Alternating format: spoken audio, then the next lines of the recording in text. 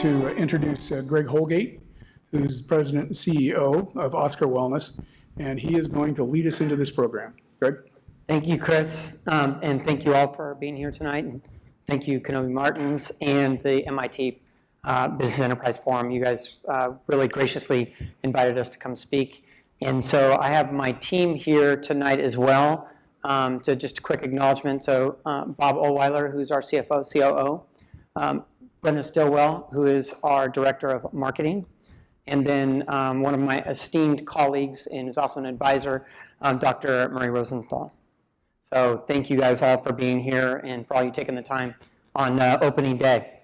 Okay, Steve, you get to do that.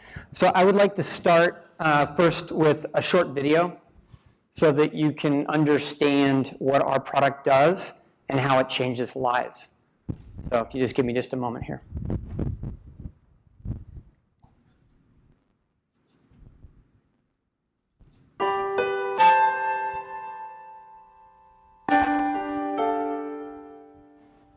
My name is Shelby Short. I am 24 years old. So I was diagnosed with scoliosis when I was 10. Within 6 months of them finding that I had scoliosis, I had to get major spine surgery. That surgery was hard.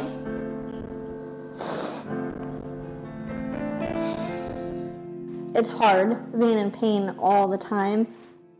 Now that I'm using OSKA, I don't have to take any more pain medication. I'm not in that constant pain that I'm used to be in. I don't think I could even say I'm in chronic pain anymore. Without your drugs, you're in pain. So it's kind of your security blanket because that's all you know to help you. But now that you have OSKA, you won't have to use those anymore. You won't have to depend on using those drugs and having all those side effects. One of the great things that I'm really proud of that I use something that's made in the U.S. Because that's huge for me, being a Marine wife and just being an American.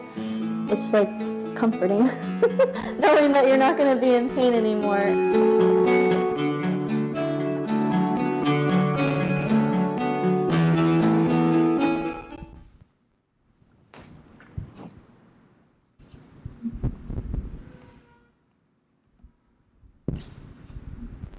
Early signs of liver damage.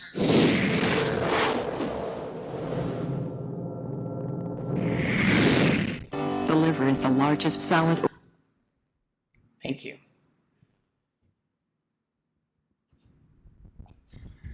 So hopefully you got a little taste of what our product is and what it does. I would like to report very proudly. So when we launched the company, Shelby was one of our early adopters of the product, and after 4 weeks of using our device, she actually went back to her pain docs, and she was on 15 years of opioids, narcotics, most days couldn't get out of bed, and she works actually as a caretaker in home health. So if you know anybody who does that for a living, they're angels. And 2 months later, she took a trip with her husband for the first time in most of their marriage. She came back from that trip. It was a trip to Alaska and Denali Park and all that, pregnant. Her doctors didn't believe that she was going to be able to carry her baby to full term. I'm proud to tell you her baby's almost a year old now, and both mom and the baby are very healthy and happy. So that's the power of OSKA. I'd like to give you a little bit understanding. So we are a medical company with a wellness lifestyle approach.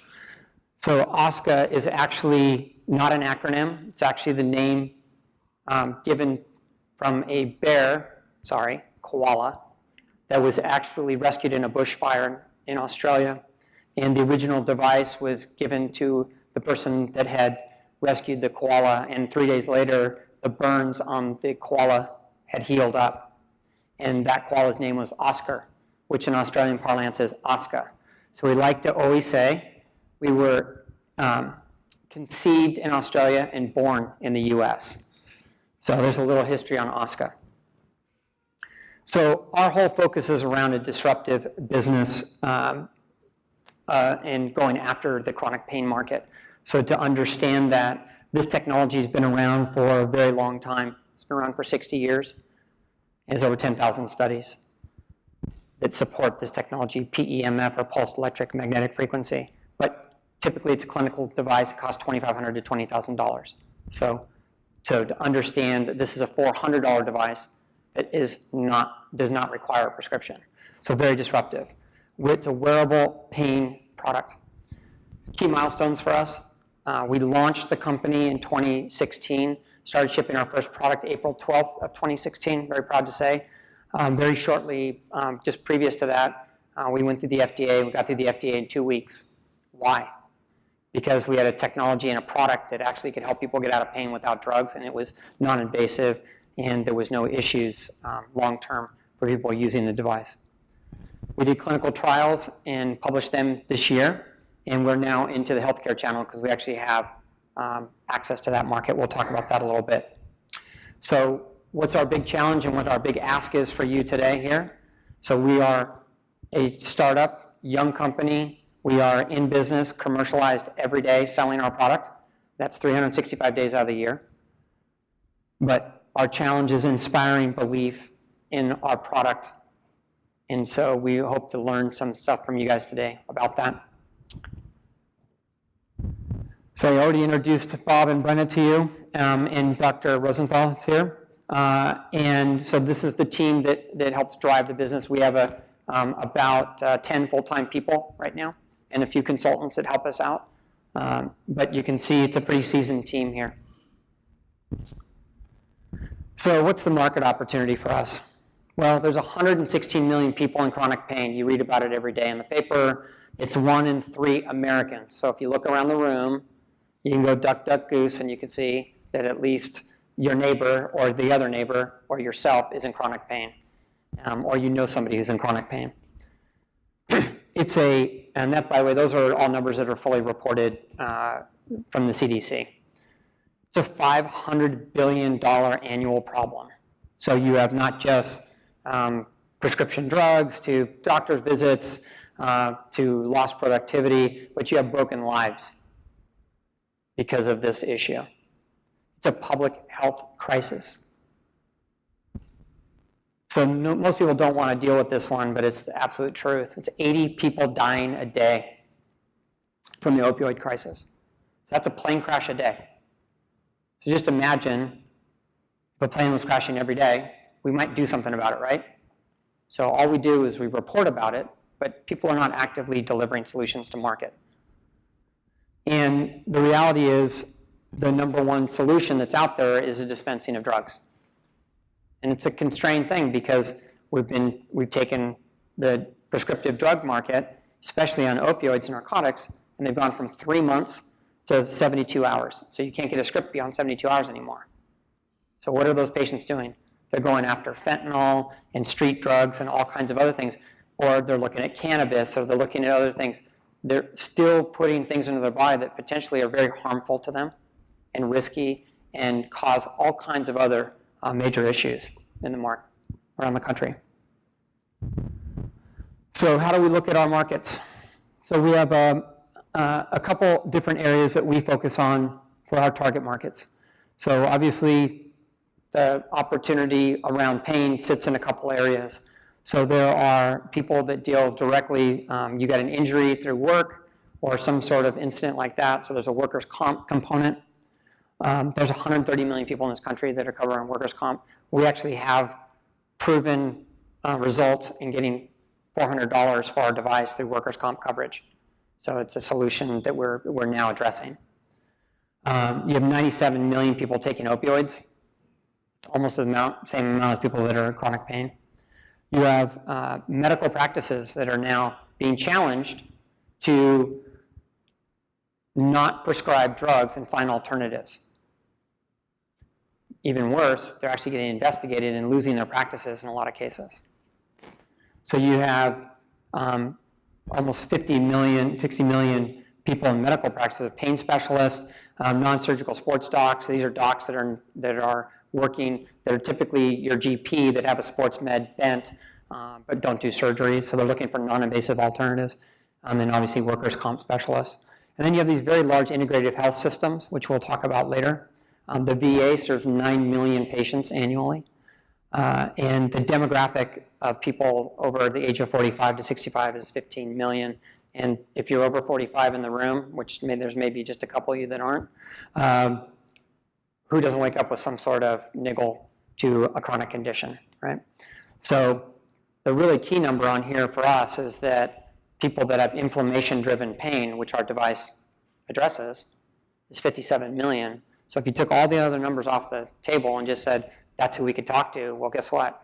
We're indicated as a Class 1 medical device through the FDA to increase circulation, reduce inflammation, reduce pain, and improve mobility non-invasively.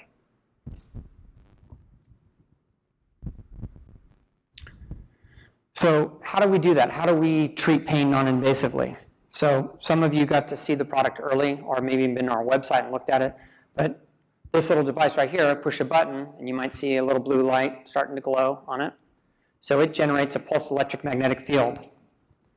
It generates a field about that size and diameter. So it doesn't need to be on your body. It just needs to be near you. So perfect example, someone has fibromyalgia, very difficult, complex pain condition. So guess what? They're sitting there working on the computer and they can't touch anything, nothing can touch them. They have it near them. Guess what? That field covers their arm where they're having their pain condition. Or someone with carpal tunnel. Or someone with a stiff neck. They got off an airplane.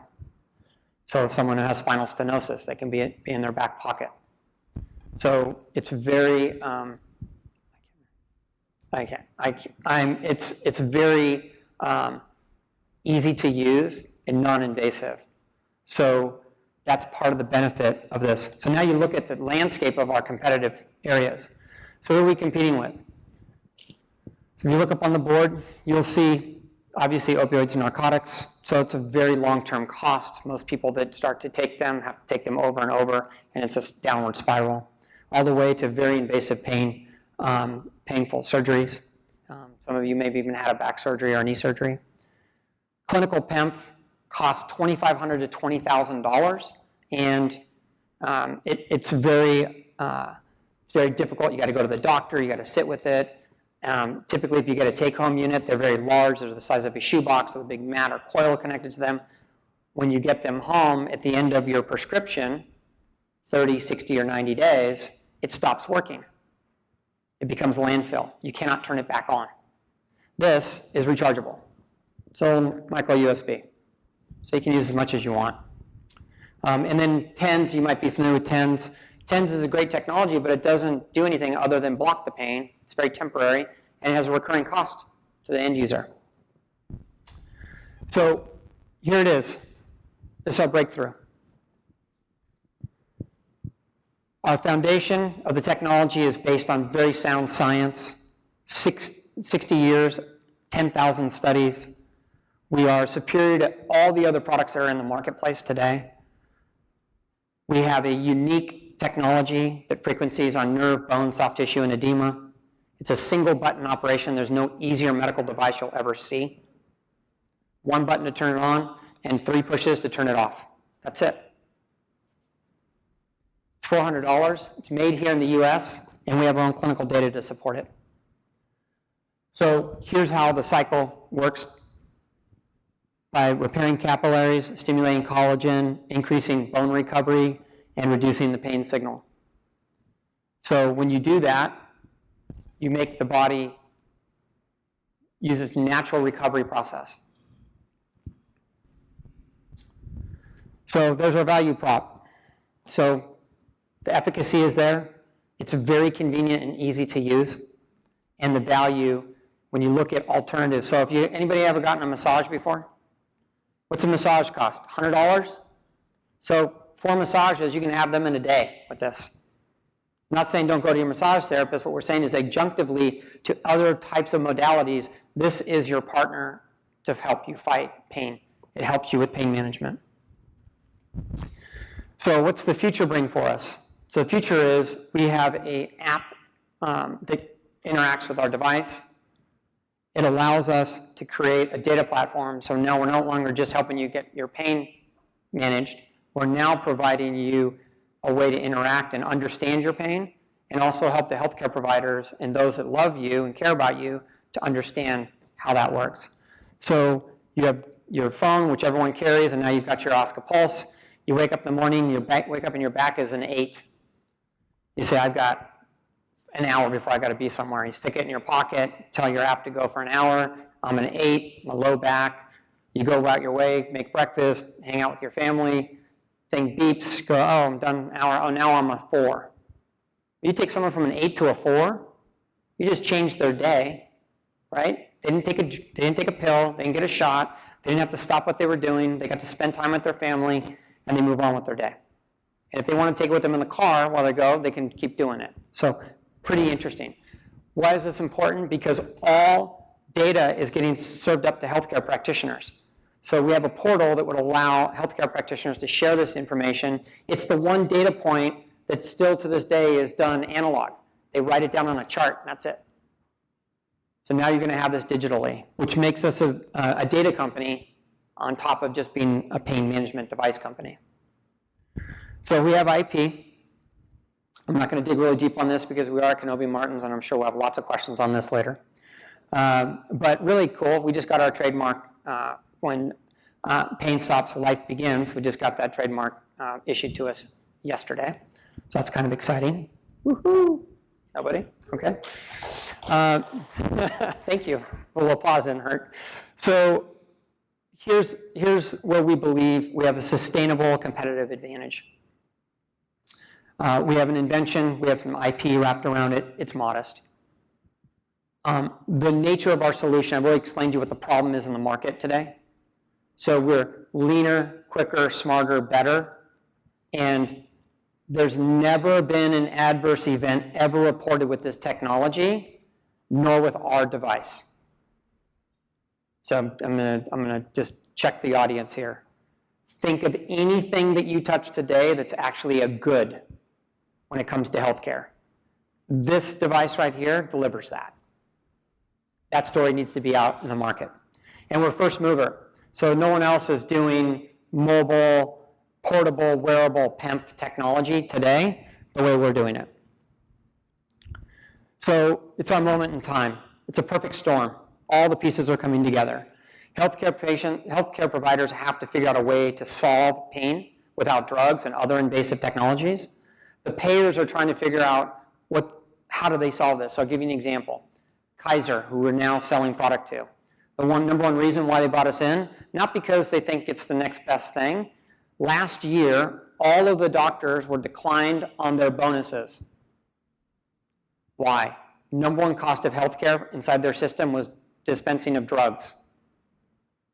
So the doctors are so excited they found something that they could actually put on a patient that actually might work. It's not going to drain their financial resources to serve that patient. And by the way, the patient is on a drug causes all kinds of other issues inside the system. I think you might all be aware of that. And for consumers, now you've got an affordable over-the-counter device, which, by the way, your HSA, your health savings account, your FSA, your flex savings account, we have a workers' comp coverage, and we have a billing code now that we can actually bill patients through their insurance. So we have two strategies. We have a consumer direct strategy, so we've gone very rigorously and built a consumer brand called OSKA Pulse as a device and OSKA Wellness as a company. We have a premium device, so $400 is not cheap and it's not expensive. We're improving our value proposition because we have clinical data to support it. We just finished a randomized double-blind placebo study at Scripps, and the results were published in Practical Pain Management, which goes out to 60,000 pain doctor offices. Very well received. Simultaneously, there was another study done using the exact same parameters, not to our knowledge. 2 days before they were going to publish it, the publishers called us and said, by the way, we did a parallel study without you knowing. And everyone in the room took a deep breath, and I said, don't worry about it, because our study took all comers. We didn't cherry pick our patients. We took everybody who walked into the clinic. Same thing happened on this study. They had the same results that we received. It's very much a differentiated product as a consumer. It comes in this very cool Apple-esque box. So everything's in here. Open it up, and there's your device, love note from me, and a whole bunch of really good things, your strap and your charger and a user's manual and a quick start guide and all kinds of good things. So the strap looks like this. So it's a medical grade compression strap. You just slide the device in here, and if you want to wear it, you just put it on. It's got a nice little Velcro thing on it. Nice thing, this is the one disposable we have. We sell them for $40 to $60, and it's a nice add-on for us, but the reality is it allows the person to wear it wherever they need to. So we've gone after, on our consumer demand strategy, we try to optimize our website. We've utilized social media. We've created partnerships out in the marketplace, and we work with people like FSA Store, which is your pre-tax medical care dollars. Healthcare provider channel, the HCP channel. We are actually in offices, in clinics, and in hospitals. I told you earlier we're working with Kaiser. We're also working with Sanford Health in the Midwest. We just got invited to participate in Connecticut in the hospital systems there, and we're doing in-services with the doctors. The interesting thing about this is that the doctors, even though they got these great educations, they never learned about PEMF technology when they were in college. So it's not part of their normal training. Unless they've done a sports med specialty and they understand bone growth stimulators, they typically don't know this, so we're educating them along the way. That's part of our proof point tonight that we need help with from this group.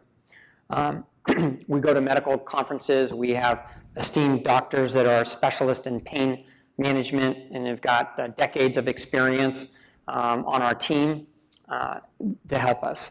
So we deliver through outpatient pain management programs. We're a specialty pharmacy, so a lot of times a patient leaves a doctor's office, they get directed to a pharmacy, which we call a durable medical equipment sales spot, or it's a retail spot, or they get dispensed at the doctor's offices. And hospital systems, using them is pre-post-operative care, so they're not dispensing so many drugs when you're going through your surgical procedures. So here are some of the strategic partners that we're working with currently and some that we have on our target line. And I'm hopeful that when we walk out of here tonight that some of you might have a few other ones we could add to the list, because these are gold for us. We help them with their patients. We help them economically. We're solving a big problem for them, and we're easy to implement. So we're currently working with these folks on the C-level side, and we're very much invested in meeting the compliance requirements that they've got. And none of the revenue that we have slated over the next 12 months has any of these large wins in place. So here's the business model summary everyone wants to know. So our ASP is at $260. We have a 70% gross margin, and it costs us about 20% to demand gen that revenue per unit. So we have healthcare channel, consumer channel, and reimbursement. There's a couple key things here. If you look at the reimbursement side, an area where we're starting to get success and we haven't made much of an effort is on international business. So there's a big opportunity. There are certain markets around the country, around the globe, that are very easy to adopt PEMF technology. So one of them would be like the UK, where they don't have a class requirement in order to get it into market here. We've won a few awards. You may have seen it in the news. I don't know if any of you are familiar with the CES. You guys know the CES in Las Vegas. So we won Startup of the Year last year. We also won MedTech Breakthrough Technology in 2017. And in 2018, we won the Best New Technology for Pain Management. So same device, hasn't changed.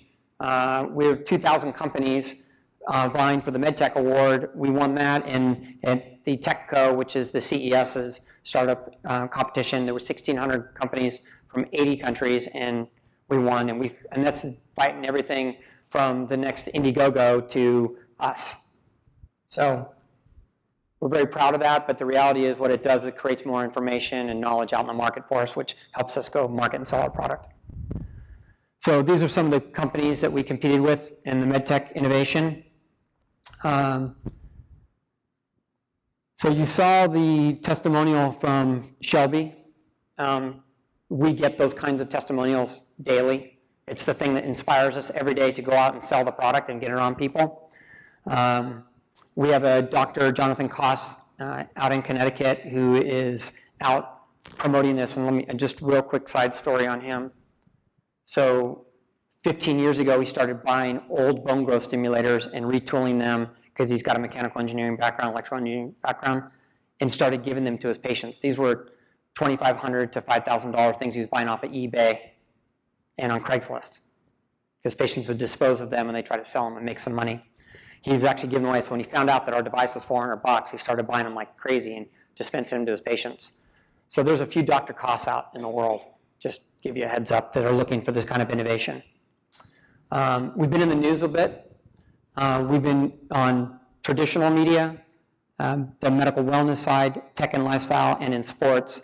And in fact, our original investors were all golfers that had back pain. They used the device and they were able to go play golf. So one of our lines when we're promoting to golf is one more round, right? So everybody wins on that, right? Especially at the 19th hole. So here's our paradigm. We're a global medical device company. We're also a wellness lifestyle company. In both cases, our challenge is the same, and really understanding that proof point, getting people to trust us enough to try the device. Because if you try it, what's the worst thing that will happen? You'll feel better. That's the worst thing that will happen. So if you use it, you'll feel better. Unlike trying a drug for the first time, where you don't know what the adverse event might be for you, or getting a shot, or going to have a surgery. So pretty compelling, but that's a pretty big ask for some people, believe it or not. We're very much disruptive in the healthcare market, and so there's a lot of people that don't want to see us succeed. You can name a few, and some of them might be clients of some of the people in the room here. We don't see ourselves as eliminating all the other modalities. We see ourselves as adjunctive to them, which is why the docs that get us in the healthcare side apply as quickly, because they're always looking for ways to expand the modalities and the standard of care. So as we become more ingrained in that process, we become a better partner for healthcare. So here's the ask tonight again. So here's our key challenges. The pre-sale, inspiring trust. So we have a consumer purchase. It's the believability. So we've leveraged testimonials from our own customers to help inspire that trust. We're differentiated from other alternative options in the market, right? It's not snake oil. And by the way, we've had a guarantee on the product for quite some time, and very rarely do people actually exercise that right, because if they've used it, it works. Physician adoption. So I already told you that most of them are not trained on this technology in medical school. So we have to go out and educate them on that, and there's some time there. And then post-sale compliance. This is really the big one. Once you get it, and I think there's probably a few people in the room who've even used it. So let's say you've got a bum knee. So you use it for 3 days and your knee feels fine. And you go out and you go kick a soccer ball with your kid, and then your knee hurts again. Well, guess what? You got to use the device again. It becomes part of your treatment, your self-treatment. But most people tend to forget what was the thing that got them back to healthy. So it's constant education, and that's where the app will help us a lot, because it'll allow us to track that, that usage. So I'll turn it over. All right, yes, thank you. Would the panel come up to the front, please? Thank you, Greg. That was awesome. Thank you. Time.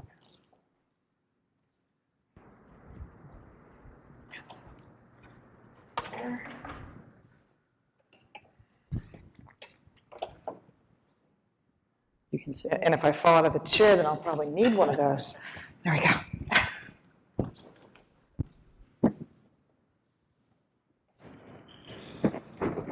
Excellent. Well, I'm really excited. When I came to the rehearsal, I was really blown away and really excited about this. And so I was thrilled that we were able to get together a really awesome panel to provide you some input to your two challenges.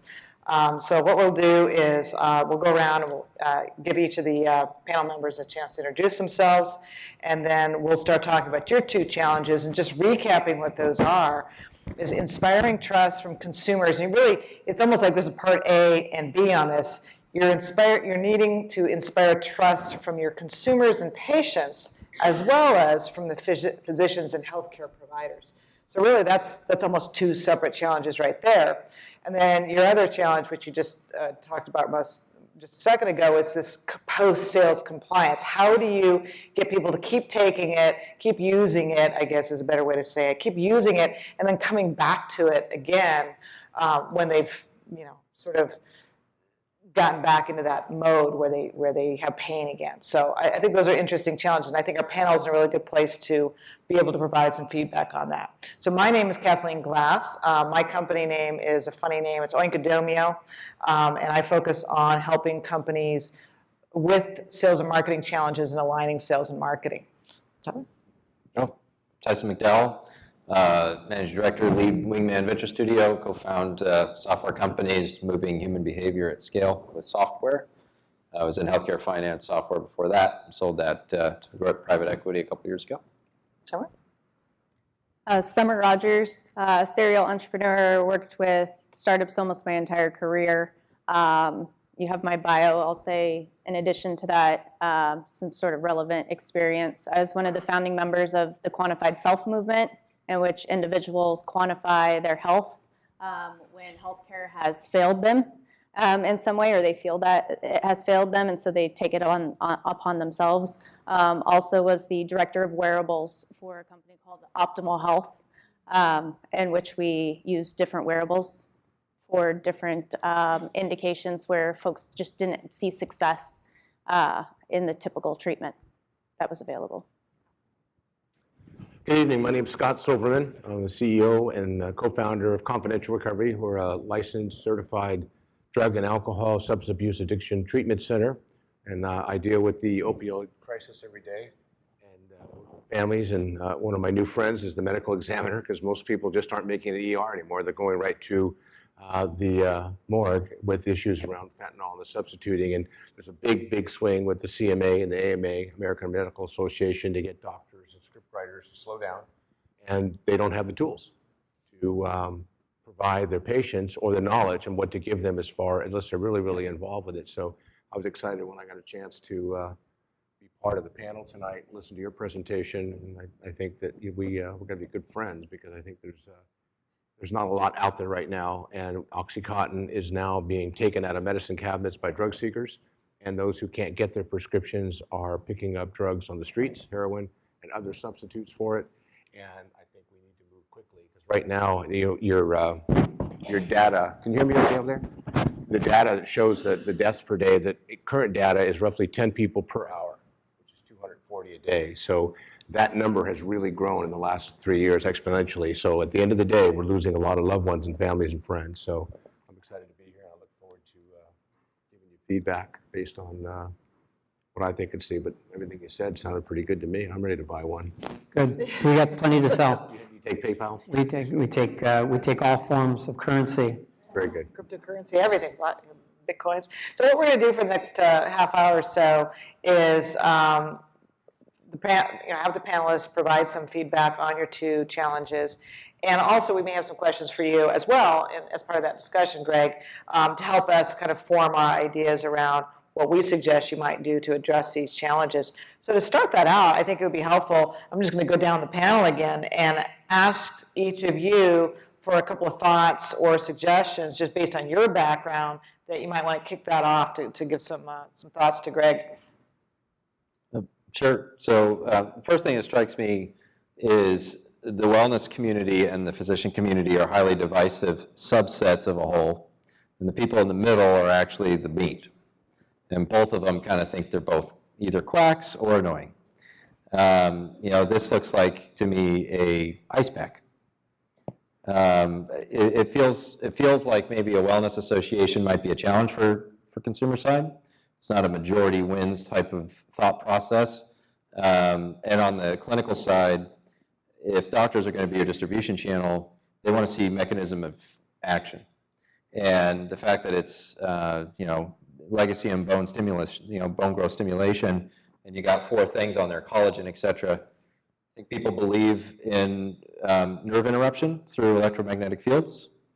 You can kind of just pick one that people might bite on. So it just felt a little bit like there was a lot there, and it'd be easier to narrow in on something that might be more demonstrable and associative to people's intuition. Cool. Summer, what do you think? I love that. My initial impression is based on my own experience going and trying to educate doctors. Oh, that's a tall glass of water. There have been a couple of startups that I've worked with where we've really considered what strategy we want to go to get into a market. And if you can get a big enough market going direct to consumer, typically that can happen faster. And especially in this day and age in marketing, if you can attach yourself to some influencers, it's that one to many, that can actually spiral. And the reason why is because you don't have that same education. What you're selling is hope. What you're selling is an emotion, rather than having to justify the science and the evidence-based, all of the data behind it. You don't have to justify as much. You're just simply saying, trust us. This might be an option that works for you. It can go a long way. We saw that a lot in the prevention space. So my initial reaction with the going after doctors, well, there's a reason that folks do that, go after the healthcare space. It is a huge hurdle. It's a huge mountain to attack. And sometimes it takes excruciatingly long period of time for a startup to have to really weather in order to see any real results or really any real uptake. So it's a serious investment. Good. Well, I will dig into a couple of those points in a minute when we'll come back. Let's, Scott. Yeah. There's that commercial on TV now I've seen recently about the company that comes in and refabricates your bathroom or your shower and your tub. And the fellow at the end of it says, at the end of the day, just watching the reveal, it's just so powerful for the family. And I'm like, really? So I don't disagree with that. I think You haven't seen my bathroom, have you? when you talk about building trust, it's an interesting phrase, and I'd like to maybe hear more about it at a different time, what you're looking for with that, and maybe tonight. But I think the idea of going directly to the consumer, we've watched George Foreman, on TV with his, barbecue grill cooker. I think the price point from a consumer's perspective, most people have deductible or out of pocket for insurance. And unless a doctor is going to be mandating, who knows? Maybe the CMA will mandate that doctors, in lieu of prescribing or in conjunction with a prescription for opioids, will provide some sort of a mechanism for the individual to take something like that. But then they're going to go, well, you're a vendor. Let me look at other options out there. I like the idea of going directly to the consumer. I think people who are in pain, it's kind of like golfers. You used the example earlier. They if they're not sure how their game's going, they'll spend a fortune on accessories. To your point, I like that idea, one more round. I think the concept of marketing it in a fun way where you tell them how they're going to improve their life. And if you can go from an 8 to a 4 and you can demonstrate that, and the studies are there, I don't see that as a hard sell at all. And I see it as an easier market. Because when you go see, especially doctors today, because now they're going to be busy trying to figure out ways to take care of the pain patient without writing the prescriptions and finding alternatives and getting less copay and seeing patients more frequently, they're not even want to hear about this conversation. Here, there's a great tool. Well, I'm retiring. So that's my thought. I know it's not what he meant, but have you reached out to George Foreman? He did gangbusters with a grill. Yeah, no, I haven't, but I may be calling him in a few minutes. He has pain. That's Yeah, he like chronic definitely has pain. chronic So pain, no, so the feedback is phenomenal. So I love that your approach to that. And do you guys want to add anything to that on the consumer side? Microphone? Yeah, but let's get Bob the microphone, so if we do shout out to him that he can, you're up here, sorry. It says do not touch, so I'm not playing. We're going to dig into the direct-to-consumer discussion a little bit. I think there's a little bit more we can get into for that, too, for you guys. You might need to know a little history, too. Yeah, and then that's what we'll want to do, because I think there's some good stuff in that discussion.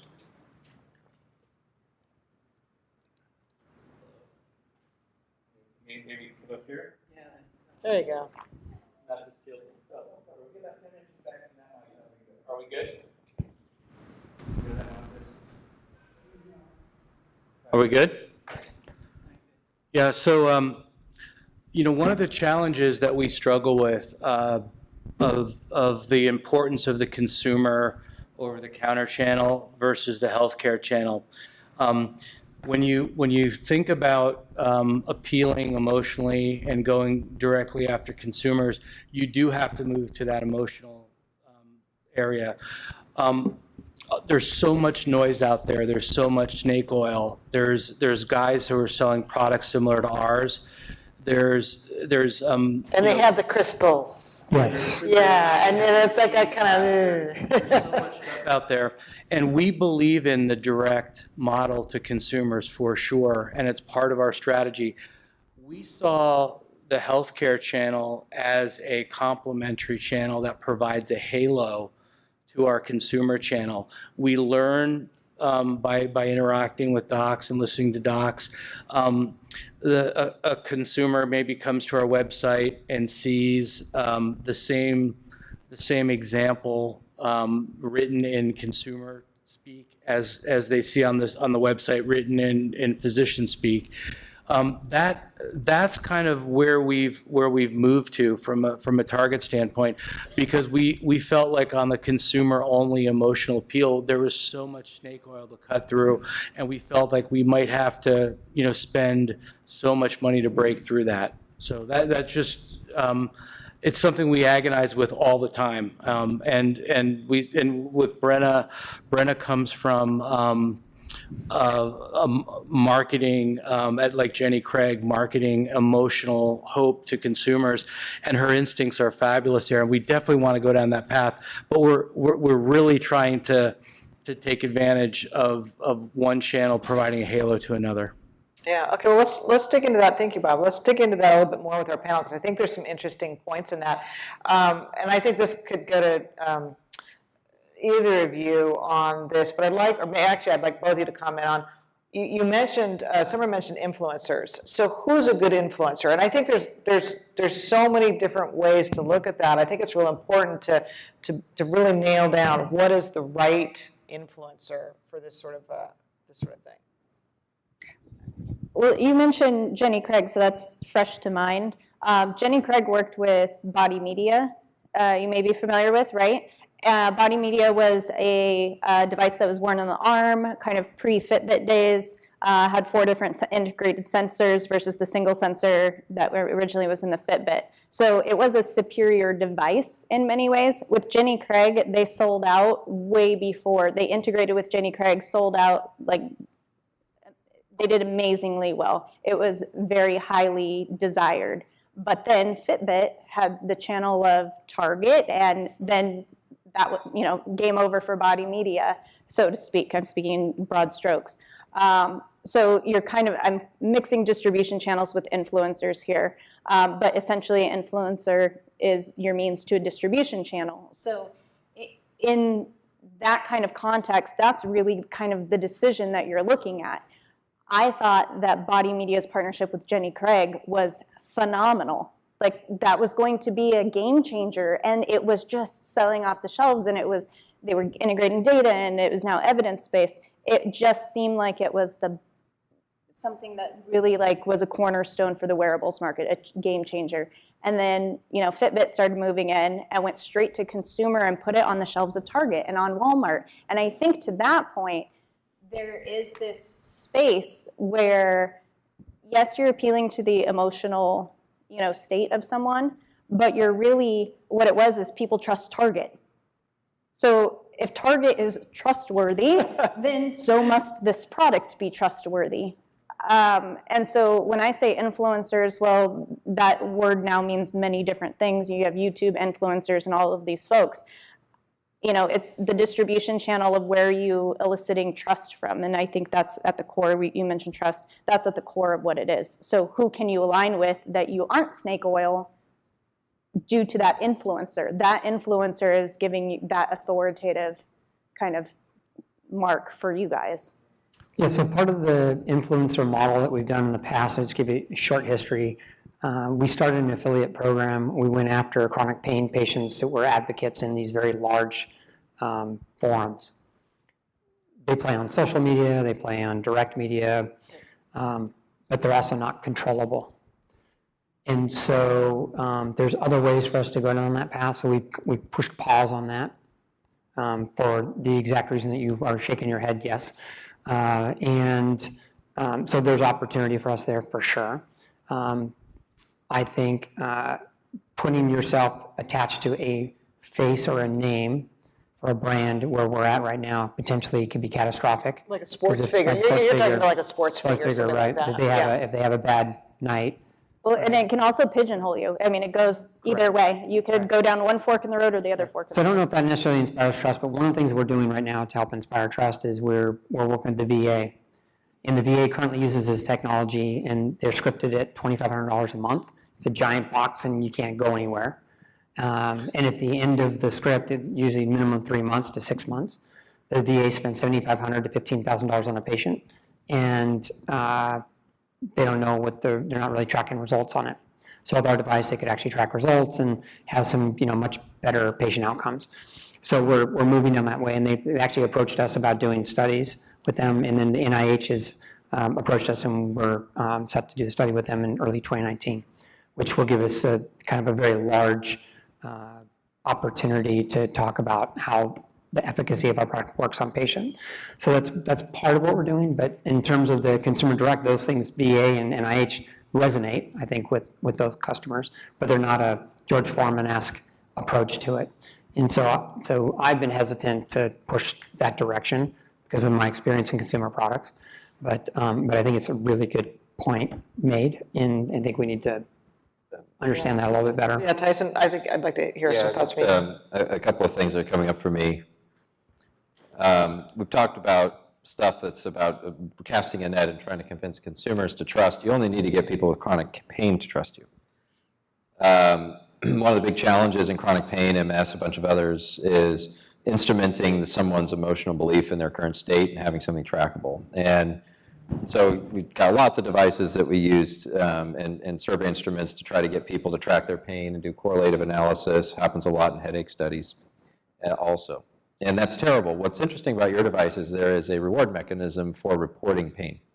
And one of the things that's really interesting about reporting pain is that people with chronic pain are the ones most interested in knowing if someone else actually got better or was it bullshit. And one potential influencer campaign is yourselves or a chronic pain support group. If you invest in public marketing, it's I am chronic pain. And so are all of us, and we're going to share notes. We're going to compare notes and be on a competitive app that's networked. And I'm actually going to log it because it rewards me with action, potentially, and we're going to find out. So it just feels to me like you can just make sure that you're only talking to chronic pain people. You're going to allow them to compare notes. So who cares about clinical studies? Who knows more than someone else with chronic pain? And that's similar to the Jenny Craig thing. You're already targeting a community that all shared a challenge. Yeah. So, if there's some way, and do you have any thoughts on, where that might be, or maybe Scott's got some ideas. I used to run a nonprofit. I love the concept of third-party credibility, where I say great things about you, just going to sound wonderful, and you say great things about me, hopefully it will sound wonderful, but when you're talking about it, you're the pitch person. And I just know that when we tried to create a pain track a couple of years ago, we dealt with, and a lot of the people who are suffering from pain also have an addiction. I call them the accidental addict. They are taking this medication. It doesn't matter what you offer them, how much they trust you. And they're not going to just get off their pain medication until they really are convinced that they've got something that's going to replace that. So they're scared. They're scared. They don't want to feel that. It's a big challenge. I mean, the Surgeon General's already said long-term use of opiates doesn't work for pain. Everyone's agreeing, the doctors, but they're still writing scripts. So there's an interesting perfect storm happening right now. So to me, the third-party credibility is going to be those stories, the testimonials. And I would say if this was my product, I'd find the biggest pain treatment center. There's a couple of docs in San Diego that see thousands of people every month. And you go into them and you try to convince them to put this on some of their customers, and you track them for a short period of time. And there's your credibility. There's your trust you've built with a consumer. But that's a tough consumer because they don't think of themselves as someone who's addicted because their prescription's written by a doctor. So it's a very interesting dilemma. We've run into it in the treatment world. People just don't want to give it up. It's their anesthesia, what makes them feel good. So if you're going to try to find a tool that maybe works in conjunction with and they can wean them off of it, and ultimately, because when I thought I heard you say, was it the PowerPoint, that once they stop using it, the pain's going to return. So it's going to be something they have to understand is going to be part of their, it's like weight loss. Correct.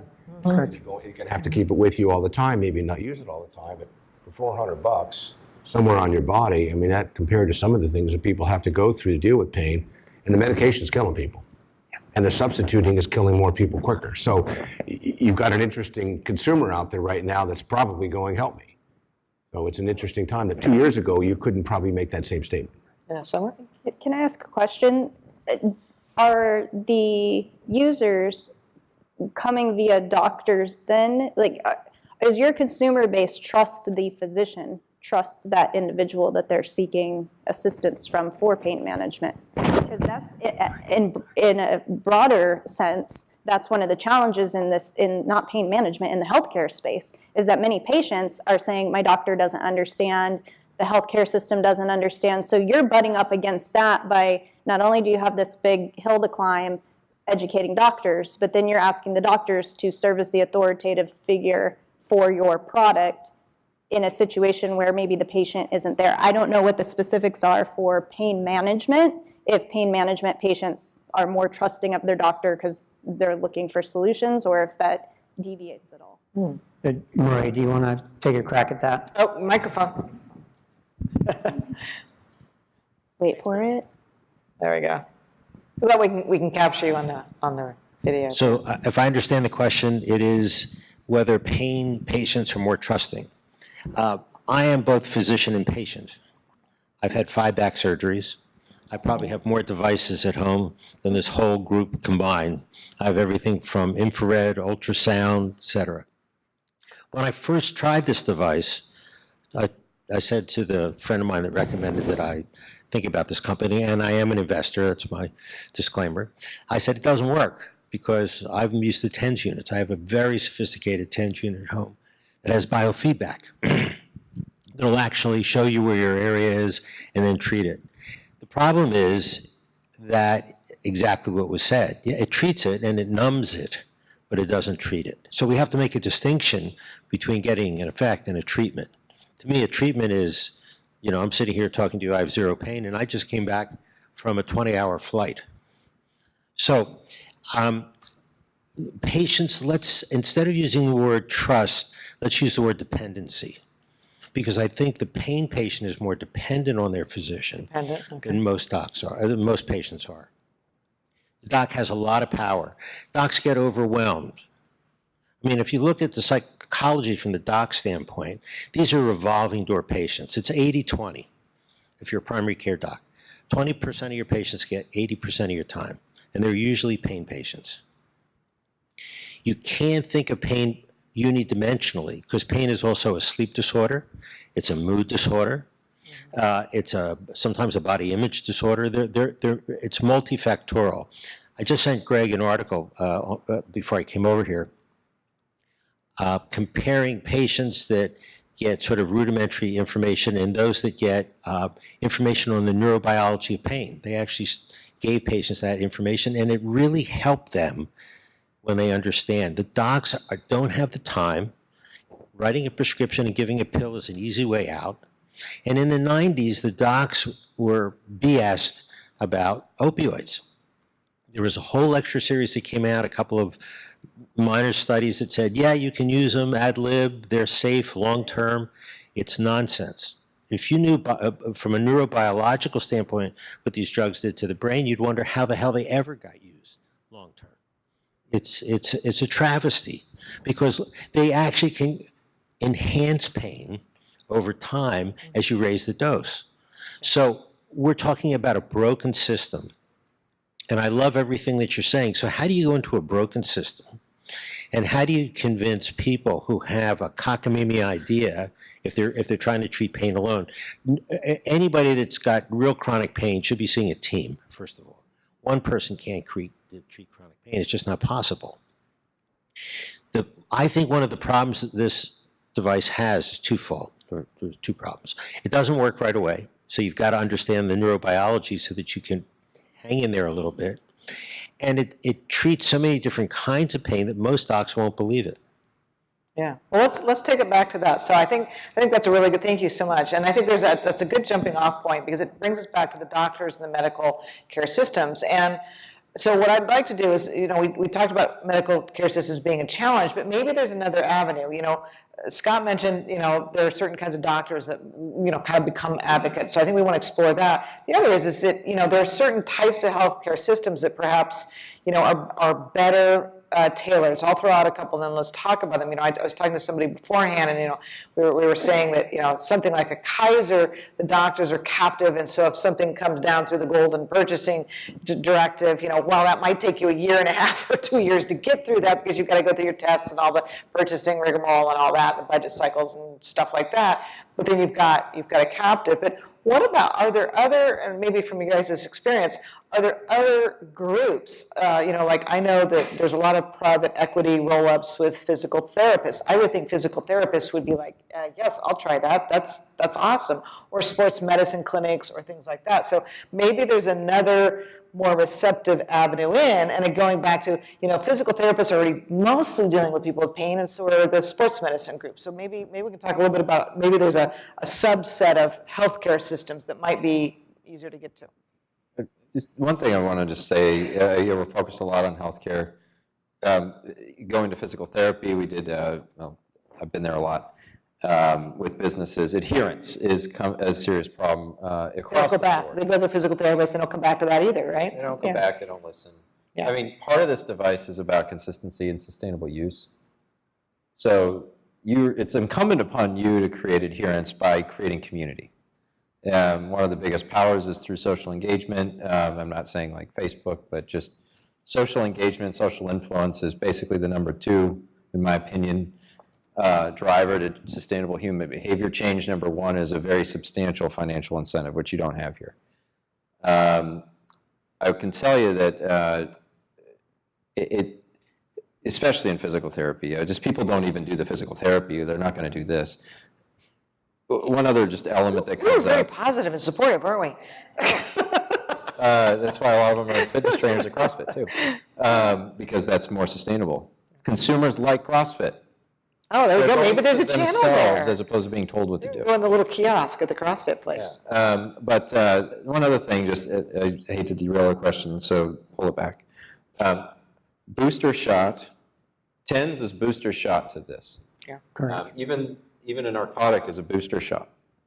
By positioning this as a sustainable complement to an existing adherent process may be a way. Can you use it TENS and this at the same time, or would you? Yeah, it will look complementary to other modalities because it doesn't interfere. There's only 3 contraindications, right? Pregnancy, active cancer on chemo, and pacemaker, because we can't study those 3 populations. Otherwise, you're fine. The challenge with that, though, is that the incentive with the physician and the prescribing physician of TENS and the manufacturer will not like that. So it's still a direct-to-consumer message that this is the complement to your booster shot of non-sustainable care. This is the sustainability part. I think it still just comes back to consumer messaging. Anyway. Interesting, yeah. It's just an offshoot of that, teeth whitening. You see clearly on the box, first use, I get 20% whiter. By the 5th use or the 5th day or whatever it is, you can get this much whiter, so tying into, when I look at consumer products, I always try to find something analogous to something that someone already understands how that process works. Maybe it's brushing your teeth. You have to use this every day. Similar to how you brush your teeth, you have to use this product for 3 minutes. Like with wearables, drawing that analogy to the type of effectiveness you get out of a product works really well in the messaging in my experience. And at Optimal Health, by example, as director of wearables, basically, we didn't have our own wearable. I looked at other people's wearables and said, okay, how are you reacting with this product? And I would really encourage you, I'm sure you guys have done some of this, continue doing with the app, it sounds like this will help. When are people using it? When are they not using it? How are they using it? Et cetera. because that can just provide such huge insights that all of a sudden you find like your trigger, your target that, uses antacid 30 minutes before you do X, Y, and Z. Like you have to have those triggers Right. in consumer messaging that you don't when you're going into the healthcare market, like direct to providers. That's good. Scott, any thoughts? Oh, Scott? We'll come to questions in a minute. Five more minutes, David. Just, I know it says 7:40, but I'm in control, so sit tight. Scott? Party credibility. So question, if I'm gonna, rather than make a statement, I'm gonna ask a question. If you had a magic wand, because I don't know if you're not where you want to be because you're too new, or the product's too new, or the development process of marketing and getting it out there. I think there's so much noise, as we heard. The consumer takes a little time just to get adjusted. Plus, what's going on in our world today, we're getting bombarded with all kinds of interesting stuff. Just keep it at that. So if you had a magic wand right now, what would you do with it? So it's a great question. And we can share the answer if you want. But I personally, the testimonial, the power of the testimonial, getting that pushed out virally, so that everybody gets to experience that. If we could get that, because you saw Shelby's video. Oh, yeah. I mean, nothing's more compelling than that. And so that's been a challenge for us, is to get that message out, because once you see that, everyone can connect. I have a sister, I have a mother, I have an aunt, I have somebody that's dealt with pain like that. And if this could possibly help them, I'm willing to try. And that would be my magic wand, is to get that message out. So what's the medium for that, or what's the mechanism for that? I mean, you think about social media today, why not let that be one of your tools? And I know I was talking to your colleague earlier that, it's a mixed platform, but at the end of the day, if we're talking going directly to the consumer, it's social media, isn't it? That really makes a difference. And I don't know how much you've tested it, I'm not real familiar with it, but I was impressed with your website. I think your presentation seems solid. And I know that there's a consumer out there right now who's on the edge going, hey, Sally, what are we going to do now if Dad has to get off the pain meds? Because last time he went off, we all had to leave the house.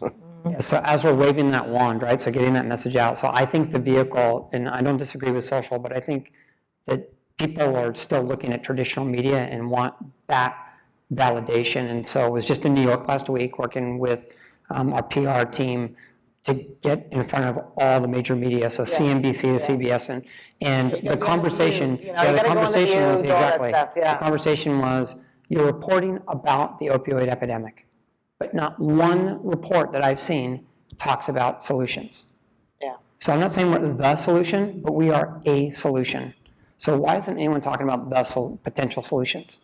And that's carrying that story over. There's an important market segmentation I think you guys are not making. I'm on opioids, I wish to be de-addicted, and I'm on opioids because of chronic pain, is completely different than someone that likes to golf an extra round. No question, no question. And I get that the technology is the same, but every single element, even down to the way this device looks, is different between them. I mean, a golfer might pay $1,400 for a jazzy looking whatever. Someone with chronic neck pain might like to look sci-fi with something with an awesome form factor and going after, and they're young. And the opioid addicted may not even give a crap about your device because they're addicted to opioids. Yeah, So that's the next thing. that is the hardest problem to solve. Yeah. When you have this enormous chronic pain universe to build evidence and social credibility with. So I just throw those things out there. Well, what I would like to do next is a couple things that we want to do next with our program. I want to open it up the floor to Q&A, and we'll make sure that everybody gets a microphone. Then when we come to the end, Scott has donated some books, so we'll do a drawing. And so we'll do the audience drawing. Do you want to pass that around for the cards while we're doing this? And then people can put their cards in, and then we'll do a drawing at the end. We can do both at once. And then at the end, what I'll do is give the panel just a moment or two to just kind of collect some final thoughts and advice for the OSKA team. So with that, I think we had a question in the back. Can we pass the microphone back there to David, please? Yeah, you could come up to the microphone, David. I know. So I think your assumption is that you have to sell the device. And if you're going to potentially be using it and selling it through physical therapists and the like, they could be leasing it and get recurring revenue. So that raises the question about if that's another channel for that. To what extent are you using the sports selling people, Roadrunner Sports, for example, that's not physician, not physical therapist, not professional, and go for it? And one thing that my uncle told me, he used to sell drugs. He said if you want to sell drugs to doctors, you persuade the people who the doctors go to themselves. Those are the people that are the influencers. Those are the ones the doctors themselves listen to. Interesting, thank you. So we are working with some of the key medical distributors like Cardinal Health to get our product out. That's why we're cleared on HSA, which is a very large portal for quite a few people to get our product. Dwayne, then you. So I totally agree. Thanks. Dwayne, then Tyler. Me? I have an observation. The question is, are you a consumer product company or are you a medical device company? Summer and Tyson leaned on it. This is a consumer product. It sells fundamentally differently than a medical device company, that a medical device does. If I'm selling this, I'm selling hope, I'm selling baloney in the sky. I don't care about the data. If I'm Dr. Morgenthau over here, I'm looking at efficacy, and my clientele looks at efficacy, and his clientele is severely addicted. I'm Scott's partner, by the way. So people who are addicted to opioids have only one thing on their mind. I need a hit, I need a hit, I need a hit, I need a hit. Mm-hmm. And I'll do anything. So as Bob mentioned, to get somebody on Percocet or OxyContin, you better have a compelling reason to do that. So my suggestion is, what kind of company are you? Because if you're a consumer products company, you're doing Basomatics on CNN in the morning, right? Yeah, exactly. Yeah, well, I'm at workout and I'm thinking, oh, you know, it would be nice to have one of So those. that's the difference I'm seeing as I sit back here. Great, thank you, Dwayne. Tyler? And also within the consumer market space, there is a difference between like the patient testimonial that you just had and an endorsement, because that endorsement, like, you know, the George Foreman endorsement or the doctor whoever endorsement is still geared towards the patient. But you mentioned the kind of volatility, I don't know what your word was, the volatility of the patient. And my experience, yeah, you get a lot of that with, like, usually in the space that I'm in is the e-patient, because we're working in digital health, right? The e-patient is what every person is, completely different, wild card. An endorsement is someone that you hang your hat on for an authoritative figure that can tell their story that people intrinsically trust outside of your product. Right. And so when you're going into the consumer space, that's more what you're looking for. This social outreach and social influence isn't all of these e-patients everywhere. We're not talking Kylie Jenner either. Well, Oh, no. that's not what I was referring to, but I mean, if you know her personally. Thanks.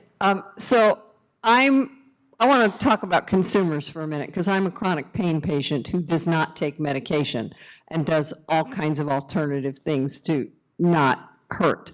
And basically, I live at about a 4 or a 5, and if it gets to an 8 or a 9, it hurts. But, you know, I try to keep it at a 4 or a 5. So I'm interested in your device for myself personally, but what I see is the opportunity for engagement using the app. So my watch tells me I haven't stood up in an hour. Well, maybe I'm feeling lazy and I don't, but most of the time I just get up and walk around for a minute because the thing said time. And if you're having a problem with people, you know, they use it until they're not in pain anymore and then it kind of sits, well, that's where your app comes in. Your app could be a powerful support tool for your customers. They've got it, they're using it. How often are they using it? Gee, every morning they used it for 3 weeks, and now all of a sudden they're not using it in the morning. Does that mean they don't have pain anymore?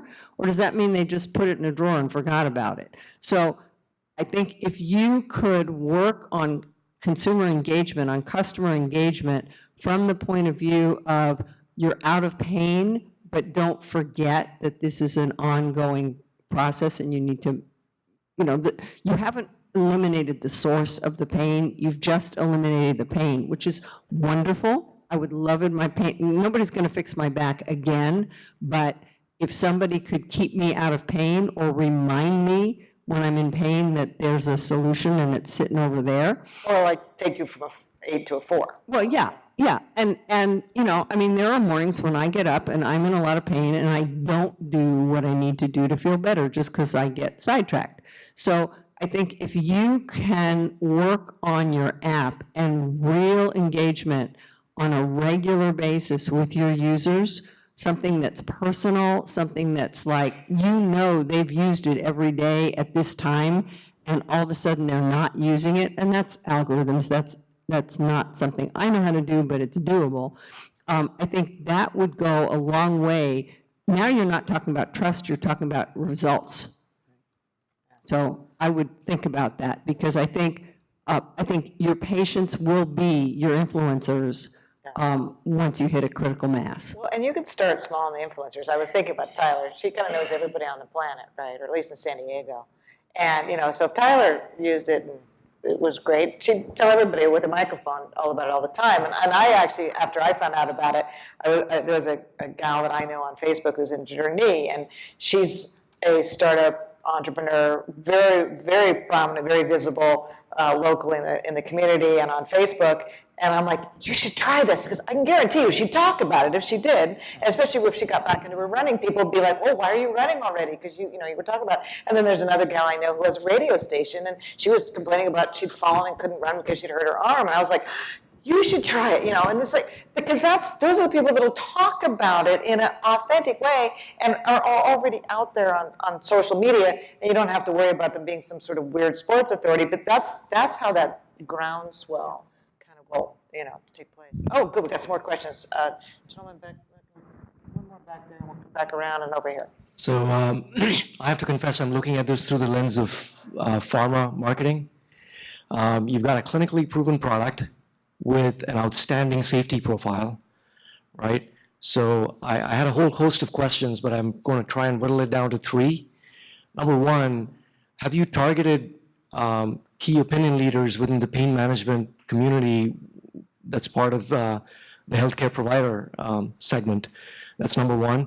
Number 2, do you have a government affairs strategy to work with states that are most affected by the opioid crisis? And number 3, similar to the work that you're doing with the VA, what's your strategy with regard to the largest payers in the US, which is, the federal and state governments, Medicare, Medicaid? All 3 really good questions. Can you hear me okay? Yeah, you're okay. And so I'll try to take them one at a time if I can. So for the lens on looking at government support, right? So we're a proud AdvaMed member. We're engaged in DC, working with everybody that's on the panels from, there's even pharma that's involved in AdvaMed, to help change and accelerate the use of devices versus invasive therapies. So all of the areas that you're asking about require time, energy, effort. And so we're a 2-year-old company. We're touching those places. We have some key opinion leaders on the East Coast, some in the Midwest, some here on the West Coast that are advocating for our product in these different channels. It's one of the reasons why we got workers' comp coverage. We have 7 major payers that are paying on workers' comp today. We didn't have those 9 months ago. So that's a pretty good movement for us there. And on the healthcare side, we're knocking down offices every day, small team. It's a one-on-one conversation. What we have found, and I really appreciate your guys' perspective because you come from healthcare from a different place. I spent 12 years in orthopedics. So I launched 3 different business units for a Blackstone portfolio company. So I'm pretty deep on healthcare. You come from a different perspective. It does take time, energy, and effort, but the clear message we get from all of the healthcare professionals is we have to have an option. And in fact, if I've heard it once, I've now heard it 1,000 times. Even if it's a placebo, we need it. because they have to justify their actions because they're getting shut down. So as hard as the timing for us in the market in healthcare is actually quite good from where I sit. And our team has looked at it, and we're in this conversation every day. So I think that's part of it. It's literally, you ask the magic wand, that's it. If we could get that message out, I think you would see the dominoes falling over really fast for us. And then the app is scheduled for early next year, and so we're hopeful to execute on that. If we do it sooner, we will, but that's the next stage. So 2 more questions with Francisco, and then this gentleman in the blue shirt here. Thank you very much. There's a lot of questions that I would like to ask, but before we get to those, actually I want to get back to that question about, is it consumer approach or is it a medical approach? And to address that question is, first of all, what is your IP coverage, which you mentioned is not very strong? Because obviously we said, we can make it a consumer product and basically plaster it all over the place. But the point is that as soon as it becomes, let's say, successful, I'm sure I can clone it and sell it for $50 at 70% margin, just looking at it. So that means that if you don't have a lot of protection from an IP standpoint, that's probably why you want to go on the medical side and get that type of coverage. Is that correct? So I don't want to overstate the IP protection. I will tell you too. So we use a Qualcomm strategy, which I know you're familiar with that company, to build a moat around our technology. So we have a pretty solid IP. We're in a pending status. What we have is unique. There are no other devices that do what we do the way we do it. So there's a reason why the mechanism of action does what it does the way it does it. It's clinically validated. So use an analogy of the sodium potassium pump. So that's what we're doing. We're literally opening up the cells, letting them breathe, and we're forcing acceleration of nutrients in and waste out. It's a pretty amazing and well-documented scientific reaction what goes on with the cell. So go ahead. So I want to keep us moving along because we'll have a chance for everybody to network and have cake and talk a little bit after the event. So this gentleman's had his hand up for a bit, so I wanted to get the microphone over to you and do that. And then I want to give my panel a chance for one last comment, and then we'll do the drawing of the book, and then everybody can come over and talk afterward. Have you talked to Amazon? This would seem to be a natural. This will be a 5-star Amazon. Yeah, he's on Amazon. We sell on Amazon, yes. It is on Amazon? Yeah, we're an FBA, so we control the brand, the price, the messaging, everything on Amazon. And we have one price, one world. How's that channel working for you? It's okay. It's just okay? Yeah. Boy, I would juice that channel if I could. It's a great channel, and it also is, it's global. It gets to everybody. I had asked about that. Bob had, for testimonials, and if you get some real testimonials. And it was interesting because Bob had some really good, so you might want to talk to him afterward, had some really good comment when we were talking in the prep, where they've actually been tweaking that channel so it's more clear how different it is from the TENS products and being more specific about it. So they've been able to reduce their returns and increase their ratings, and so that really is important. So I think that's going to be a real important channel for them too. That's like your target. I mean, it's a similar situation. One other question, and that's just what keeps you up at night? What is not getting the message out quick enough and not getting to enough people. That's my issue. So yeah, as an entrepreneur working to make sure there's enough capital in the tank, so we hit our run rate and we satisfy all the things that we have with investors and stakeholders in this business. But what really gets me every day is that who doesn't know about this product and how do we get them into it? Well, it's really just marketing. I mean, not just marketing. It's just marketing, yeah. It's a marketing exercise. That's what it is. Viral marketing, I mean, that's as like. Well, thank you. So I wanted to give our panel a chance to, any final comments, advice, suggestions, thoughts?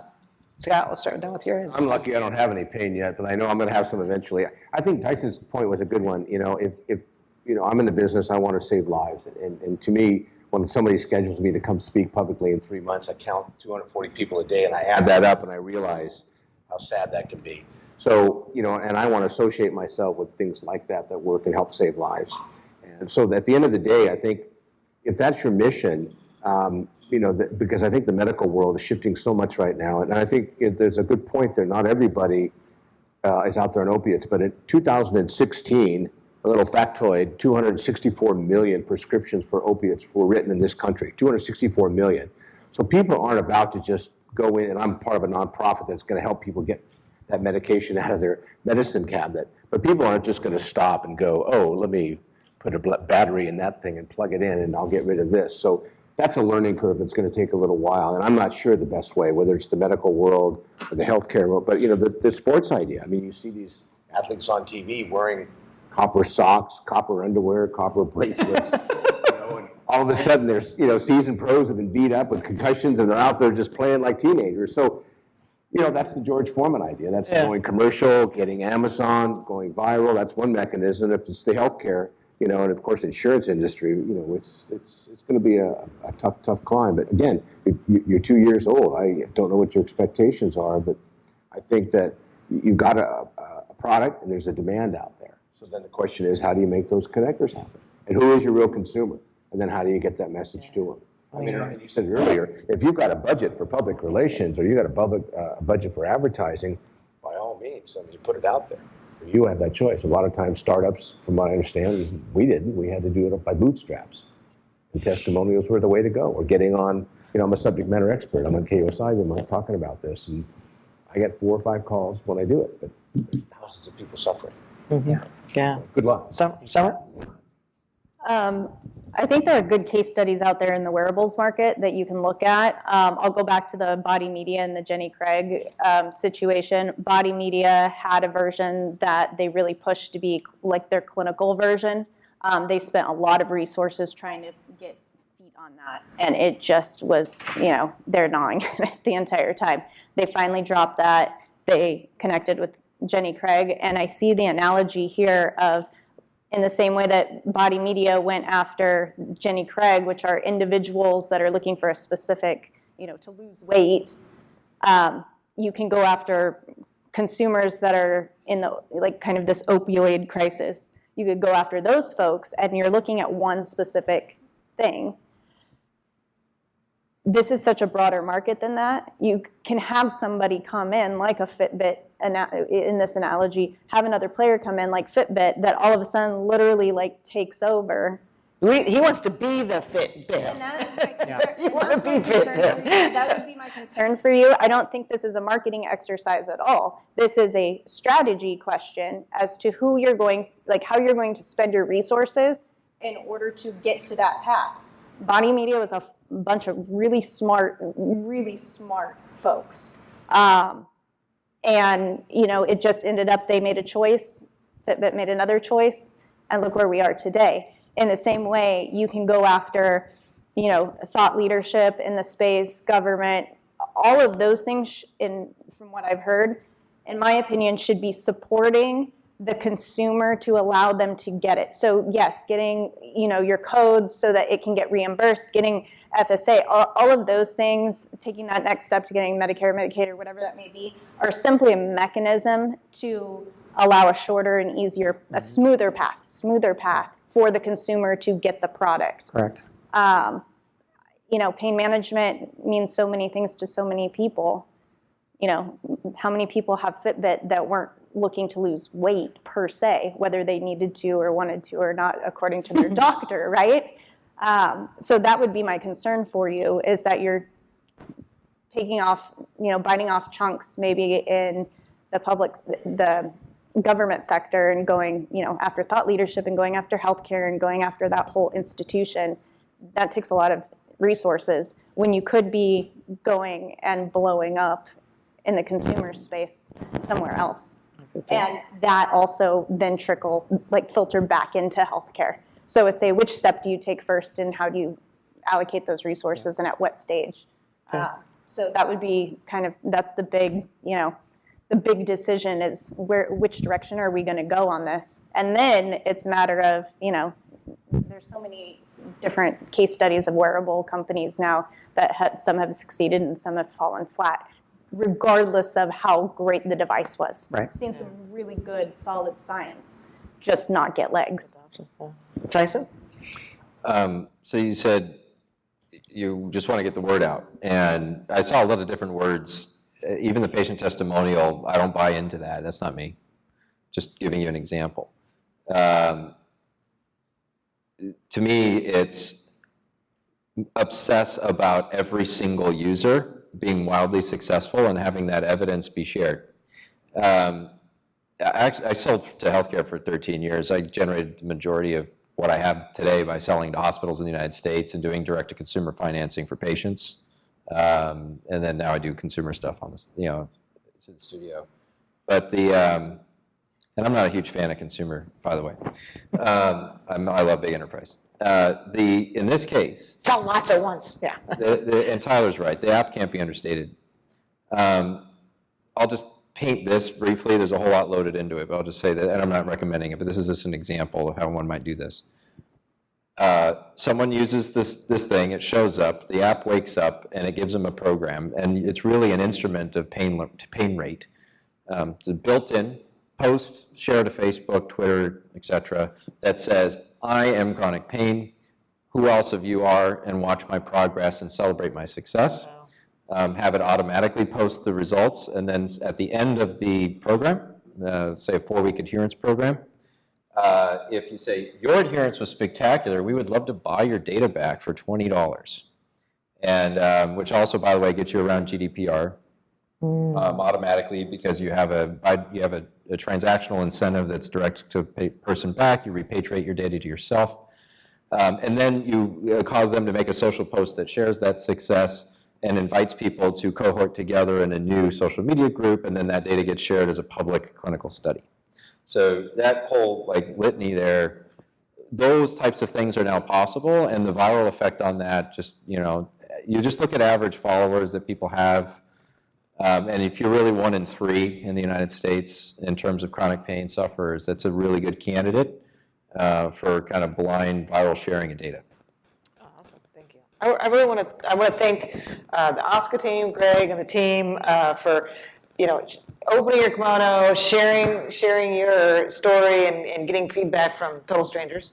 So thank you for doing that, spending your evening doing that, and thank you for our fabulous panel, Tyson and Summer and Scott, and the audience was fabulous today too. Thank you for your feedbacks.